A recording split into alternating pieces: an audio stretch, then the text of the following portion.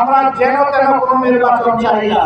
আগামীতে যে কোনো ফেস্টিভাল নতুন পুরাতন বুঝি না, এই ফেস্টিভালের বিরুদ্ধে আমাদেরকে কঠোর প্রতিরোধ গড়ে তুলতে হবে। এই প্রতিরোধের জন্য দেশবাসীকে প্রস্তুত থাকতে হবে ইনশাআল্লাহ।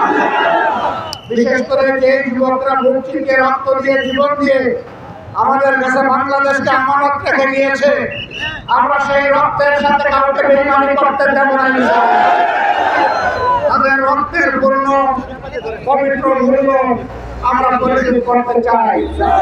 আমরা চাই এই ধরনের রক্ত বিনয় জাতিকে বারবার দিতে না হয়।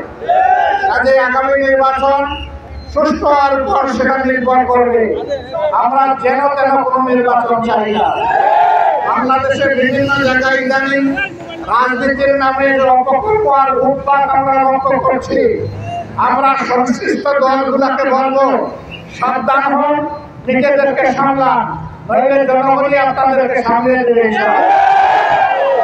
সবাই ভালো থাকবেন, আগামী লড়াইয়ের জন্য প্রস্তুত হন। এই লড়াইয়ে কোরআন বুকে দিয়ে আমরা জিতব ইনশাআল্লাহ। বাংলাদেশ জিন্দাবাদ, বাংলাদেশ জামাতে ইসলামী জিন্দাবাদ।